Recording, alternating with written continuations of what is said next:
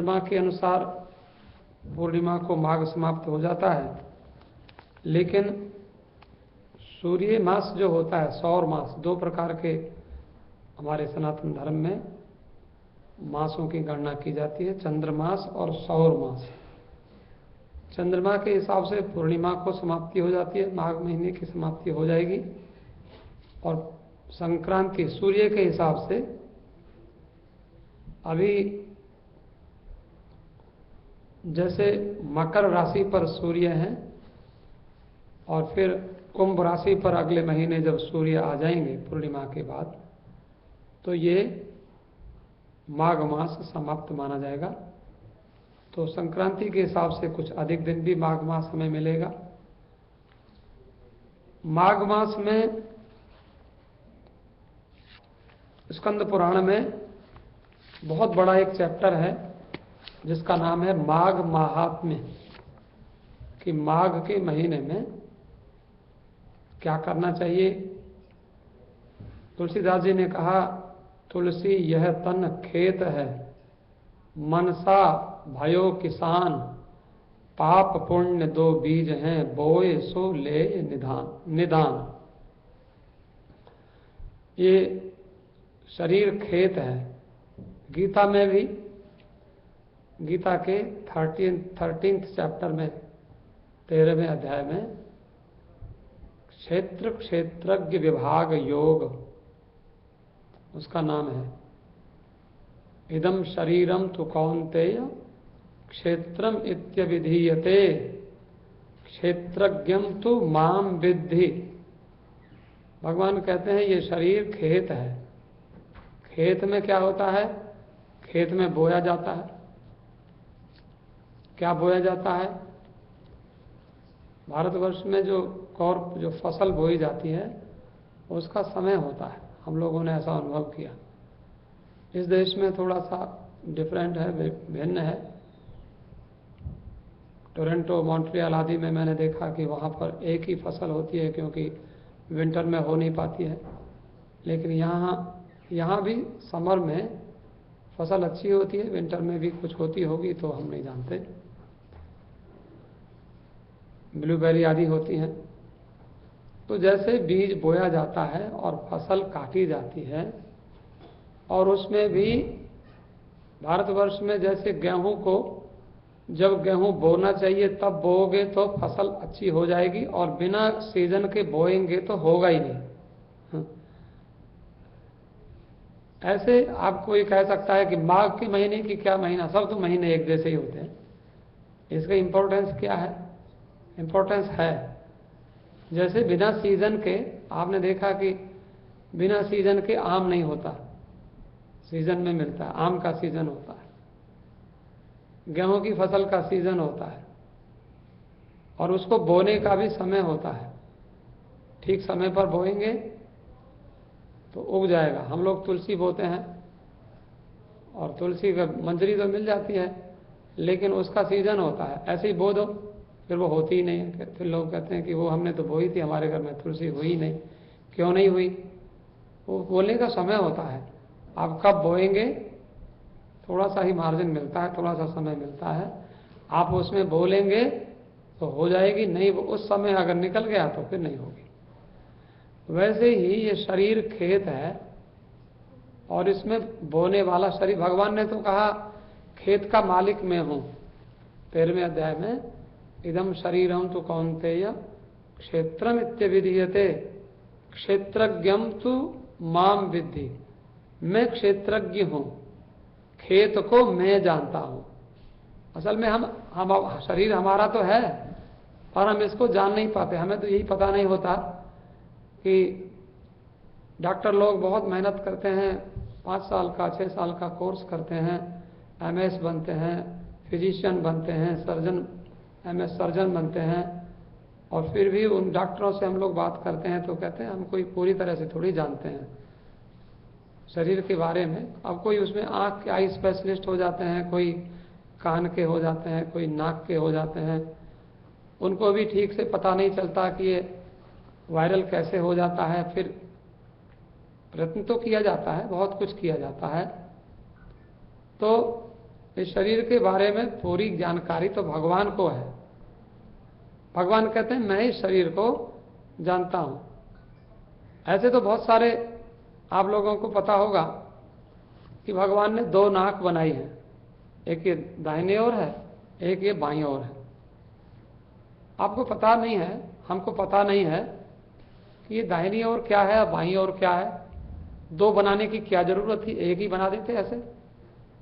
कभी कभी हम भगवान के लिए कुछ ऐसा कहने को हमें मौका मिलता है कि भगवान को कान बनाने थे तो वो ऐसे ही छेद कर देते, ये ऐसे ही काय को बनाया, ये 2x2 का मॉडल बना के ऐसे दोनों ओर, इसकी क्या जरूरत थी, छेद कर देते। और वो देखो ऐसे घुमा करके ऐसे से कई लोग जो हमारे साउंड वाले जो हैं उसको बड़ा भारी परमात्मा से सीख लेते हैं कि जब साउंड को कैच करना हो तो कान के आकार का बनाओ, वो साउंड को जल्दी से कैच करेगा, क्योंकि कान कैच करता है।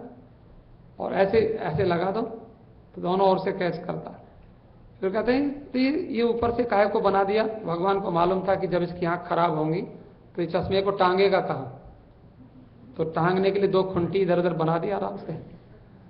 अगर कह नहीं सकते ना ये खुंटी क्यों बनाई, टांगने की। भगवान को मालूम है कि इसको चश्मा टांगना पड़ेगा। अब और भी टेक्निक हो जाती है, लेंस अंदर भी लग जाते हैं, लेकिन ये तो आज भी चल रही है टेक्निक कि हम लोग चश्मा टांग लेते हैं। भगवान ने बड़ी कृपा करी कि दोनों कानों के ऊपर ऐसे। तो भगवान ने जो ये दो नाक बनाई हैं हम लोग समझ नहीं पाते। मैंने एक महात्मा से पूछा, महात्मा ने बताया कि आपके समर और विंटर के लिए खास करके दो नाक उपयोगी हैं। अब हम तो ये समर और विंटर के लिए इसका क्या मतलब है, बोले ये जो नाक है दाहिने वाली राइट साइड, इसका आप उपयोग विंटर सीजन में कर सकते हैं। विंटर में आप हीटिंग चलाते हैं। मैं गंगोत्री में गया और गंगोत्री के भी 28 किलोमीटर ऊपर वहां एक स्थान है, उसका नाम है तपोवनम। तपोवनम आपने नाम सुना है, जो महात्मा स्वामी चिन्मयानंद जी हुए, जिन्होंने हमारे मंदिर में भी जो संस्थापकों में से जो माने जाते हैं। अब उनका शरीर नहीं है। तो चिन्मयानंद जी महाराज के गुरु जी थे तपोवनम जी महाराज, स्वामी जी थे, बड़े अच्छे संत। तो मैं वहां तपोवनम वो स्थान है, और उसके ऊपर भी एक और स्थान है नंदन वन, जहां पर बर्फ ही बर्फ, ग्लेशियर ही ग्लेशियर है। हम लोग वहां भी गए, देखा तो वहां भी महात्मा लोग रहते थे। मैं तो वहां एक ही दिन रुका। रात को एक महात्मा मेरे पास आए और एक गोली लेकर आए। तो बोले कि ये गोली आपको खानी पड़ेगी, नहीं तो आपको मुश्किल हो जाएगी, बहुत ठंडी है, आप इतने बढ़िया गर्म कपड़े भी नहीं लेकर आए। मैंने कहा भाई रुक जाइए, गोली इसमें गोली में क्या है। एक दूसरे महात्मा बोले गोली मत खाना, ये गोली में नशा है और ये गोली अच्छे लोगों के लिए नहीं है। हमने तो कभी ऐसा कुछ खाया नहीं।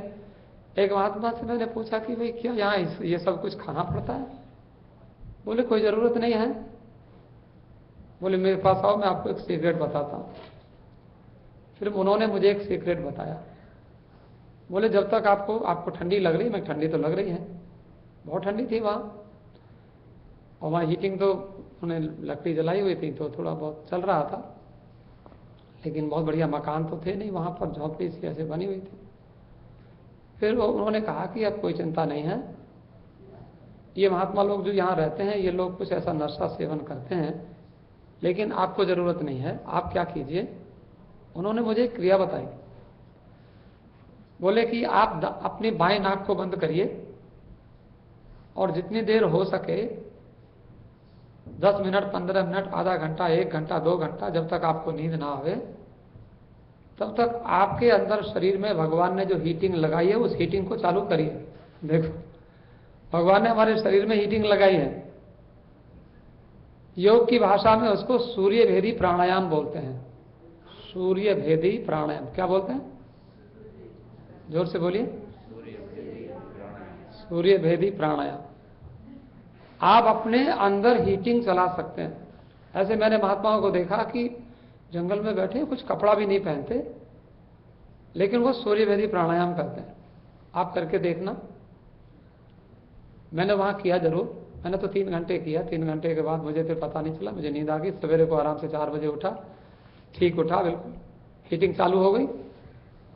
कैसे करना होता है, बाई नाक को बंद करिए और दाहिने करिए मत, क्योंकि ये कोई योगा रूम नहीं है ये तो हम बता रहे हैं, आप अपने घर में करना। नहीं नहीं,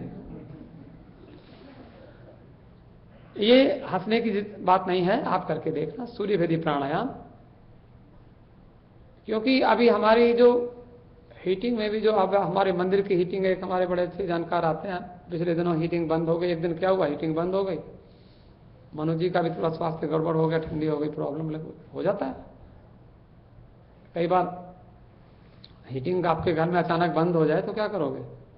मैंने देखा मॉन्ट्रियल में मैं रुका हुआ था, हीटिंग बंद हो गई, लोग अपने अपने घरों को छोड़ के दूसरे रिश्तेदारों के घर में गए। वो सारे बिजली नहीं आई थी, वो हीटिंग नहीं चली थी, मुश्किल हो गया। विंटर में समस्या होती है, लेकिन आप ऐसा इतना बड़ा रिस्क मत लेना।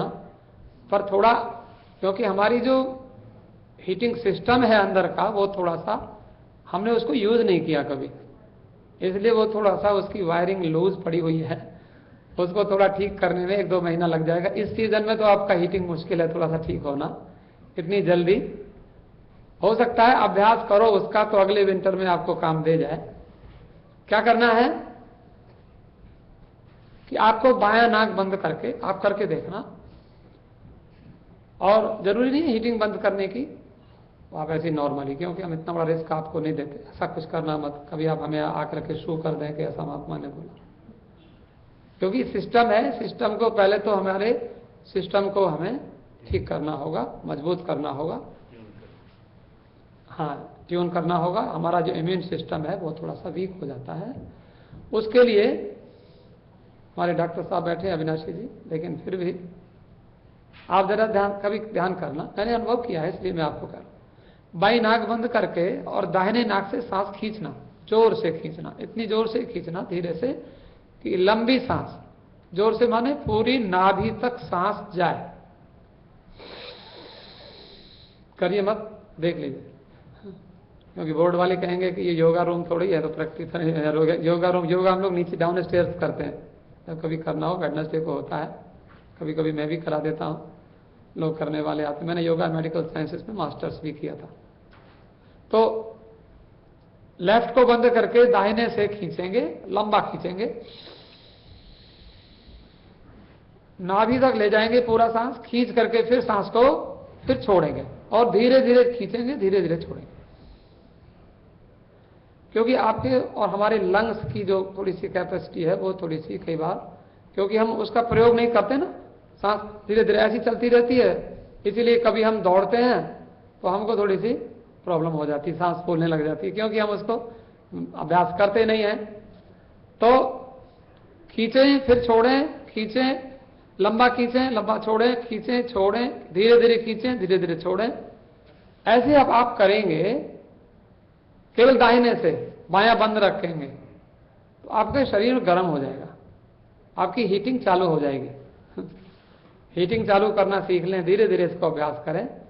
एक दिन में आप 10 बार करें, फिर धीरे धीरे उसको 11 बार, 12 बार, धीरे धीरे बिना भोजन किए करें, खाली पेट करें, क्योंकि भोजन का कम से कम 5 घंटे का गैप होना चाहिए। ऐसा सवेरे सवेरे करें, दोपहर को 2 बजे भोजन किया है तो 6 बजे करें, 7 बजे करें, ऐसे करें। तो इसलिए सावधानी से, तो ये मैंने आपको ही बताया कि ये भगवान ने, हमें पता भी नहीं है कि ये हीटिंग है क्या, और इसी प्रकार से ये एयर कंडीशन है, ये कूलिंग है। लेफ्ट साइड में आपको बहुत गर्मी लग रही हो, कभी करके देखना, बहुत गर्मी में दाहिनी नाक को बंद करके और बाई नाक को चलाना, लंबी, वही लंबा खींचना है और लंबा ही छोड़ना है, धीरे धीरे खींचना है, धीरे धीरे छोड़ना है। आपको पहले तो आपकी सांस बहुत अच्छी हो जाएगी, लंबी हो जाएगी, क्योंकि जब धीरे धीरे करेंगे, एक दिन नहीं, थोड़ा अभ्यास आपको करना पड़ेगा, आपके पास समय का अभाव है, लेकिन आपको अगर समय हो जाए तो ये, और राइट साइड वाला आपके जो पाचन संस्थान है उसको भी इफेक्टिव करता है, पाचन क्रिया भी आपकी बढ़ा देगा, क्योंकि गर्मी बढ़ जाएगी शरीर में, गर्मी बढ़ जाएगी तो पाचन बढ़ने लग जाएगा। और ये लेफ्ट साइड वाला, और muscle medical point of view से भी मैंने भी थोड़ा अध्ययन किया, क्योंकि doctor yoga and medical sciences मैंने डिप्लोमा किया, थोड़ा सा डॉक्टर्स के साथ में बैठकर मैंने अध्ययन किया था। तो इसका मेडिकल पॉइंट ऑफ व्यू से भी हम विचार कर सकते हैं इस प्राणायाम का। ये मैंने एक साधारण सी बात आपको बताई कि बहुत सी ऐसी चीज हैं कि बहुत सारा अध्ययन करने के, शरीर विज्ञान पढ़ने के बाद भी हमें पता नहीं चलता। और ये दो तो चलो पता चल गया, इसको इसलिए योग के ग्रंथों में इसको सूर्य नाड़ी बोलते हैं, इसको चंद्र नाड़ी बोलते हैं। ऐसे नहीं है कि नाक ऐसे बना दी तो उसमें दो छेद हैं, दो ही नहीं है, एक तीसरा छेद भी है, तीसरी नाड़ी और है। और तीसरी नाड़ी का क्या नाम है? सुषुम्ना। ईडा, पिंगला, सुषुम्ना। सुषुम्ना को अंग्रेजी में सेंसेशन कहते हैं। आप कभी बैठे और देखो, ऐसे बैठा करें। गीता में भगवान ने कहा है 6ठे अध्याय में कैसे बैठना चाहिए। भगवान कहते हैं कैसे बैठोगे? समकाय शिरोग्रीवम, शरीर को, सिर को, गर्दन को एक सीध में रखो। ऐसे कैसे हम ऐसे बैठ जाए? नहीं, ऐसे बैठ जाए नहीं, हमारा शरीर सीधा हो। और बाद में भगवान ने कहा जब बैठना हो तो कैसे करो? दिशश्चानवलोकयन, इधर उधर देखना नहीं, बिल्कुल इधर। और कहां क्या लिखा है भगवान ने? गीता में, गीता के 6ठे अध्याय। 6ठे अध्याय पूरा अगर योगाभ्यास में आपको क्या कैसे करना है, कैसे बैठना है, कैसे खाना है, 6 चैप्टर पढ़ जाओ पूरा गीता का, एक एक श्लोक। समझ में ना आवे तो हम लोग किस लिए बैठे हैं? हमें काम दिया करो, आप लोग पूछा करो एक एक, क्योंकि हमने गीता का एक एक अक्षर को पढ़ा है। आप पूछ सकते हैं कहीं भी, तो आप लोग क्यों नहीं लाभ उठाते? उसको पूरी व्याख्या हमने एक एक अक्षर को हमने ठीक से पढ़ा, पूरे 700 श्लोक। तो इसलिए उसको 6 चैप्टर को ठीक से पढ़ो। विलोकनासिकाग्रम स्वम, अब वहां लिखा हुआ हिंदी में टीका पढ़ने से नहीं होता। जो हिंदी जिसने की है वो लड़का हमारे पास पढ़ता था, हम जानते थे। गीता प्रेस में जिसने हिंदी की थी वो हमारे पास पढ़ता था काशी में। तो वो हिंदी में पूरी तरह बता, उसमें लिखा है अपनी नाक के आगे देखो। नाक के आगे देखने से क्या होगा? आपको पता ही नहीं चलेगा। ये टेक्निकल चीज है। मेडिकल के ग्रंथ को आप पढ़ने लग जाओ तो आपको डॉक्टर की समझ में आएगा, आपकी समझ में नहीं आएगा। वो टेक्निकल चीज है ना। तो वो कहते विलोक के नासिकाग्रम स्वम दिशस्य अनवलोकयन, नाक के आगे देखो। और इधर आपकी नाक के आगे कहां देखोगे? नाक के आगे देखना माने यहां देखना, दोनों आंखों के बीच में यहां देखना। और जब यहां आप देख कर देखो, ऐसा करके देखो। जब आप ऐसे देखोगे तो इसको बोलते हैं शांभवी मुद्रा। क्या बोलते हैं? शांभवी मुद्रा।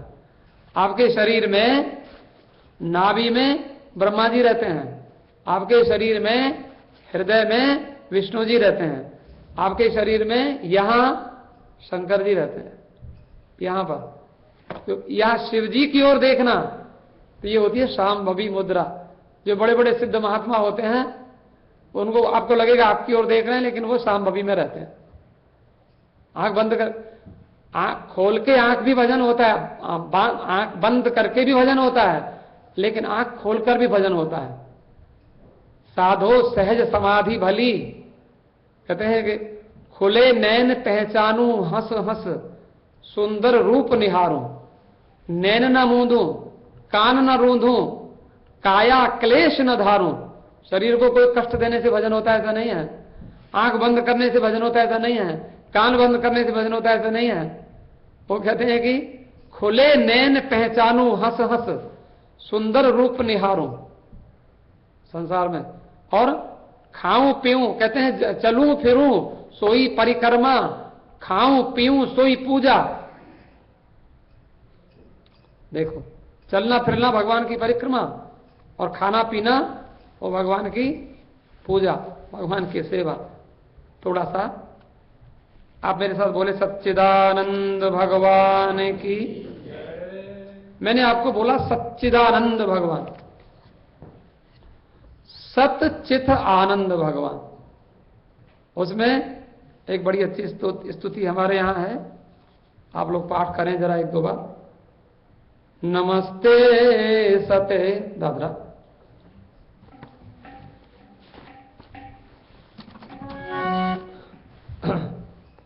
सत चित और आनंद, उसको हम नमस्कार करते हैं। नमस्ते सते ते जगत कारणाय, नमस्ते सते ते जगत कारणाय, नमस्ते चिते सर्वलोकाश्रयाय,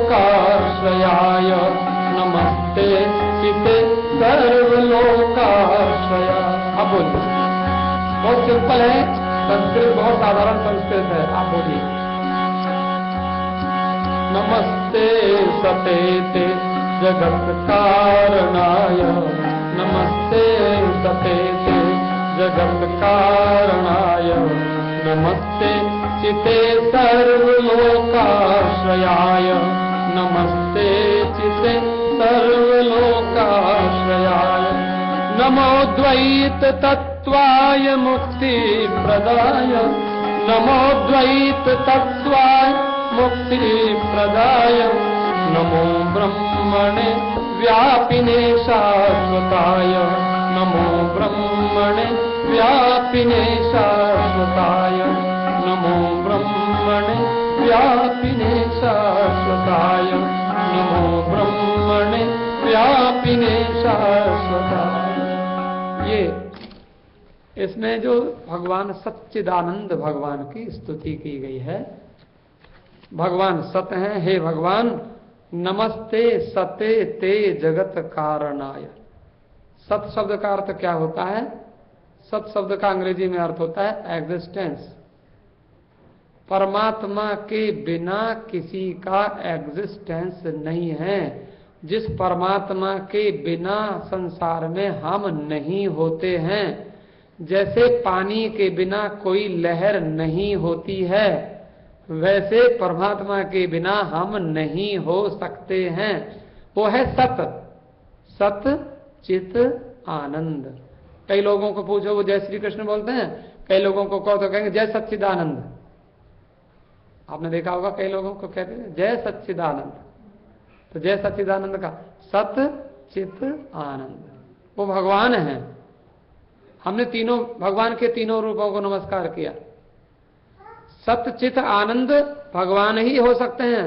सतचित आनंद भगवान को छोड़कर दुनिया में कोई हो नहीं सकता है। सत तो सब लोग हो सकते हैं। सत माने हमारा एग्जिस्टेंस है, हम हैं, ये तो है। सत माने एग्जिस्टेंस वाला, सर्वदा रहने वाला। सत तो हम हैं, लेकिन शरीर रूप से हम सत नहीं हैं। आत्मा रूप से हम सदा रहने वाले हैं। शरीर रूप से तो हम कभी रहते हैं और कभी नहीं रहते हैं। शरीर छूटने के बाद हम फिर दूसरे रूप में रहते हैं। तो नमस्ते सते ते जगत कारण। सत है जो जगत का कारण है, उसको हम नमस्कार करते हैं। चेतन क्या है? नमस्ते चिते सर्वलोकाश्रय। सत्य चित, चित क्या है? सारे लोकों का आश्रय। चेतन। आपने कभी सुना होगा, एक भाई साहब जा रहे थे गाड़ी लेकर, आप बुरा नहीं मानना, मैंने देखा, मैं उनकी गाड़ी में बैठा था। अचानक क्या हुआ भाई साहब को कि सामने से अचानक उन्होंने वहां पर सड़क के ऊपर और यू टर्न ले लिया, और वहां यू टर्न तो अलाउ नहीं। मैंने कहा क्या कर रहे हैं आप? और इतना डेंजरस, इतनी यहां यू टर्न की जगह भी नहीं है। बोले नहीं बोलो मत। मैंने कहा क्या हुआ? बोले बिल्ली रास्ता काट गई मेरा, अब मैं आगे नहीं जा सकता, अब मुझे यू टर्न लेना ही पड़ेगा। फिर मैंने उनको जैसे तैसे, मैंने भगवान का नाम लिया, जैसे तैसे बचे हम लोग, क्योंकि यू टर्न लेना कितना डेंजरस है। जहां पुलिस आ जाए, पुलिस कहां, पुलिस कोई मैंने देख लिया था, पुलिस थी नहीं। पुलिस वाले कई बार ऐसी गाड़ी लेके घूमते हैं, आपको पता भी नहीं चलेगा। लेकिन ये बड़ा डेंजरस काम हम लोग कर देते हैं। मैंने उनको एक दुर्गा सप्तशती का श्लोक बताया कि कभी बिल्ली रास्ता काट जाए तो ये मंत्र पढ़ दिया करो और यू टर्न मत लिया करो। बोले कौन सा मंत्र? मैंने कहा देखो आप लोग पाठ करो उस मंत्र का, बहुत बढ़िया मंत्र है समझदारों के लिए। अंधविश्वासियों के लिए तो वही यू टर्न लेना ही बहुत बढ़िया, लेकिन यू टर्न थोड़ा डेंजरस है जरूर। तो क्या है, आपने सुना होगा, सब लोग बोले, या देवी सर्वभूतेषु या देवी चेतना इति अभिधीयते नमस्तस्यै नमस्तस्यै नमस्तस्यै नमो नमः। आपको याद हो गया? याद हो गया ना?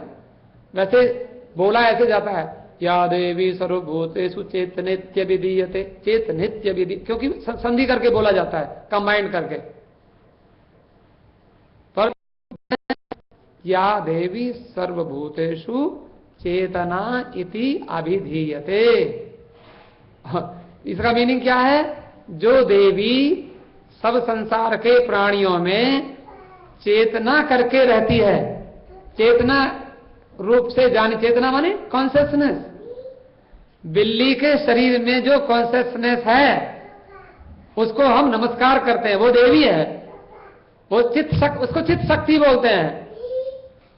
अब वो रास्ता कौन काट गया? कोई रास्ता नहीं काटा, आपने उस चित्त शक्ति को नमस्कार कर लिया, आपका दोष समाप्त हो गया।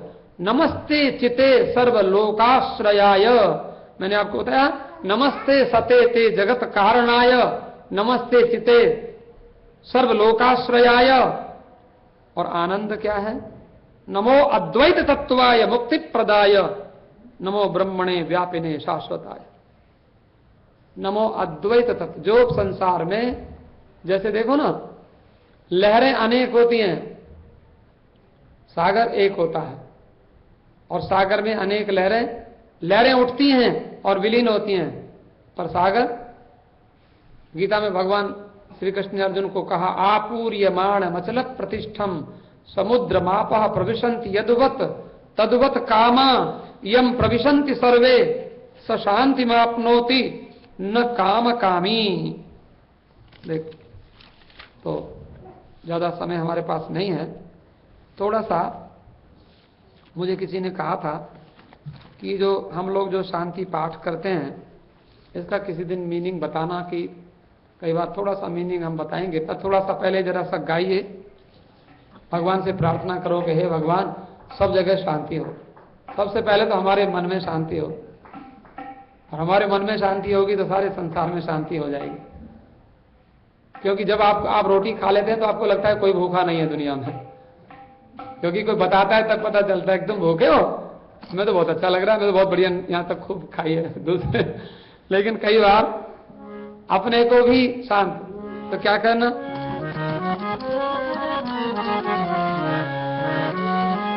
भगवान से प्रार्थना, शांति कीजिए प्रभु त्रिभुवन में, शांति कीजिए प्रभु त्रिभुवन में।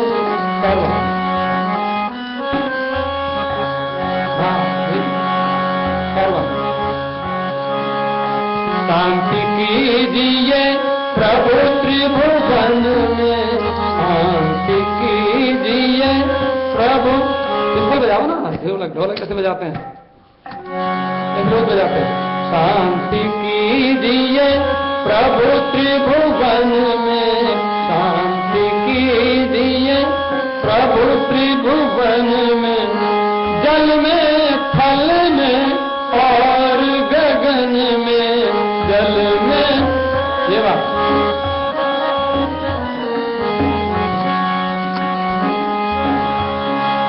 एक लाइन बोलो। शांति कीजिए प्रभु त्रिभुवन में, शांति कीजिए प्रभु त्रिभुवन में, जल में थल में और गगन में, जल में थल में और गगन में, शांति कीजिए प्रभु त्रिभुवन में, शांति कीजिए प्रभु।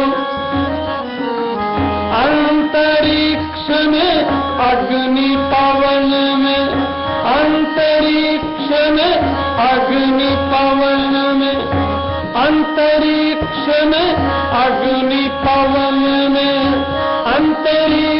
में, अग्नि पवन में, सकल जगत के जड़ चेतन में, सकल जगत के जड़ चेतन में शांति कीजिए प्रभु त्रिभुवन में, शांति कीजिए प्रभु, शांति कीजिए प्रभु त्रिभुवन में, शांति कीजिए, शांति कीजिए प्रभु त्रिभुवन में, शांति। तो ये शांति कीजिए प्रभु त्रिभुवन में। आप लोग जो बोलते हैं मैं थोड़ा सा बता दूं, ज्यादा समय तो नहीं, व्याख्या फिर किसी दिन कर दूंगा। ओम देव शांतिरंतरिक्ष गुं शांति, पृथ्वी शांतिरापः शांतिरोषधयः शांति, वनस्पतयः शांतिर्विश्वे देवा शांति, ब्रह्म शांति, सर्वगुण शांति, शांतिरेव शांति, सामा शांतिरेधि। ओम शांति शांति शांति। तो ये देव शांति, ये द्युलोक जो है उसको बोलते हैं द्युलोक में शांति हो। सूर्य आदि जो लोक हैं, अंतरिक्ष लोक, अंतरिक्ष भी लोक है, आप आकाश कह देते हैं लेकिन उसमें अंतरिक्ष विभिन्न डिफरेंट लोक है आकाश से। ऐसे साधारण रूप से अंतरिक्ष और आकाश एक ही समझा जाता है। अंतरिक्ष और अंतरिक्ष गुण शांति, अंतरिक्षम, अंतरिक्ष में शांति हो, द्युलोक में शांति, द्युलोक के ऊपर अंतरिक्ष में शांति, फिर पृथ्वी लोक में शांति, पृथ्वी शांति, आपह शांति, आपह कहते हैं जल को, जल भी शांत हो, हमें जल पीने से शांति ऐसे भी मिल जाती है लेकिन शांति हो। औषधया शांति, हम दवाई खाते हैं, औषधि माने दवाई, मेडिसिन, वो सब शांति हो। वनस्पतयः, जो वनस्पति हम लेते हैं वेजिटेबल्स वगैरह, उनमें सब शांति हो। और विश्वे देवा शांति, सब लोग, विद्वान लोग, सब देवता लोग, वो भी सब शांत हो। और ब्रह्म शांति, सर्वम शांति, और ब्रह्म शांत हो, ज्ञान शांत हो, ब्रह्म माने जो विस्तार, जो विस्तृत परमात्मा है वो सब शांत हो, और सारा संसार शांत हो। और शांति रेव शांति, यहाँ शांति रेवा शांति नहीं है, शांति रेव, शांति भी शांति हो, शांति भी शांत हो जाए। शांति एव, एव माने ही, और शांति ही शांति हो, संसार में आनंद ही आनंद हो। इस प्रकार से हे प्रभु सब जगह शांति शांति हो। और इसका हम और भी विस्तार से आपको अर्थ विशेष करके हम समझाएंगे। समय संपन्न हो गया है। आदरणीय चौधरी जी से प्रार्थना है कि आज की सूचना दें, उसके बाद आरती।